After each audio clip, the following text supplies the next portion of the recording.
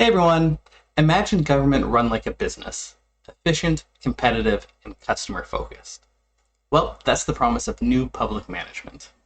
New public management is a shift from traditional administrative bureaucracy toward private sector management practices, including decentralization, performance-based accountability, competition, privatization, and customer-focused services. In this video, I'm looking at the origin of new public management, what it looks like in practice, its critiques, and to see if it's still relevant today. Let's dive right in.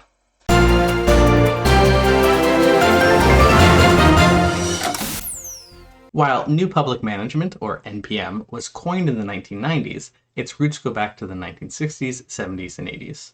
In the era of neoliberalism in the 1970s, there was a big push toward smaller government and a more efficient public service. Alongside this, public choice theory focused the conversation on how bureaucrats act in their own self-interest rather than purely altruistically. This leads them to seek budget maximization to increase their domains and inefficiencies because their goals are not necessarily aligned with the goals of the government as a whole.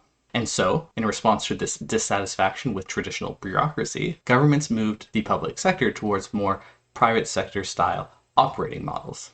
This includes all the things I mentioned in the intro to this video: decentralization, performance-based accountability, competition, privatization, and customer-oriented services.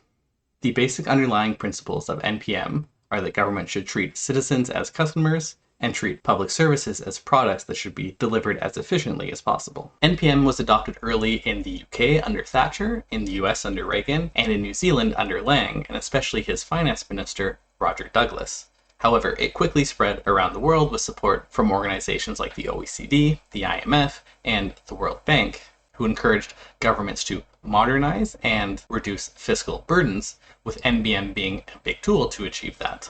Now, more efficiency always sounds great, but let's look at some of the actual pieces of NPM in more detail.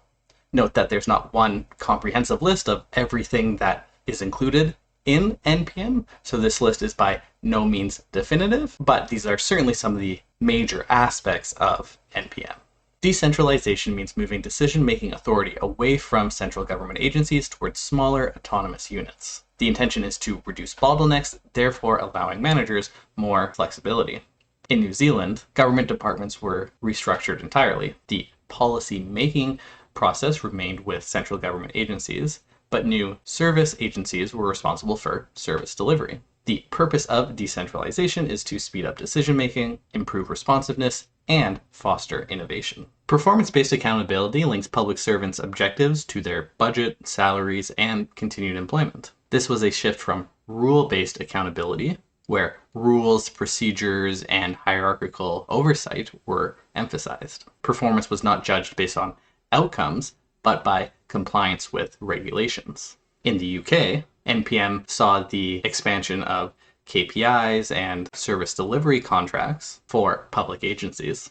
Performance-based accountability strongly encourages public servants to focus on efficiency and effectiveness, and greatly expanded the role for program evaluation. NPM promotes competition within the public sector by encouraging multiple providers to bid for service contracts or offer similar services. This is intended to create quasi-markets whereby providers compete to serve the public based on quality and cost. In the US, charter schools compete with public schools for funding based on enrollment and performance. In the spirit of NPM, many governments privatize state-owned enterprises and outsource services that have been traditionally provided by government agencies, such as privatizing railways and airlines.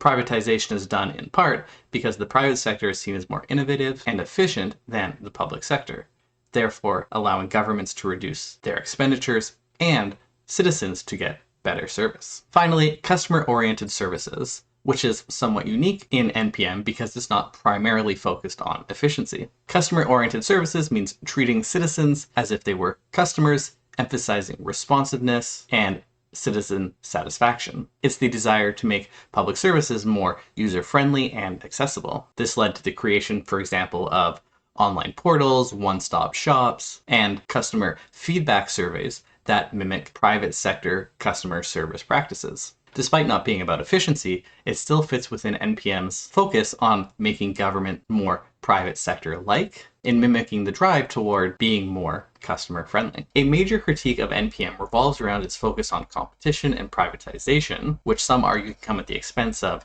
ethics, equity, and democratic accountability.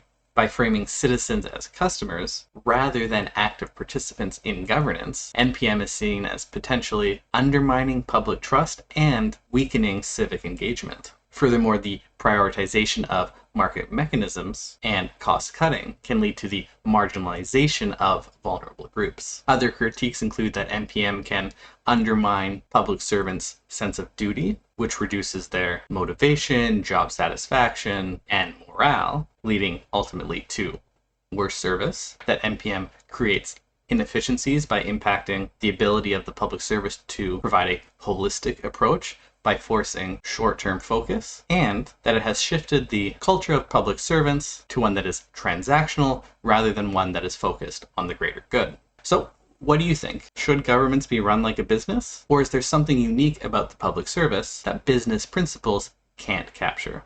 Let me know down in the comments. More recently, there's been a growing recognition that some NPM principles have become entrenched, notably performance measurement and results-based governance. And there's been a push for more collaborative, participatory, and transparent governance models. They have emerged as ways to balance effectiveness with democratic values.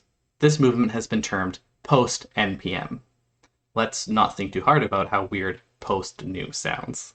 But that's it from me today. If you enjoyed this video, please like and subscribe, and I will see you in the next one.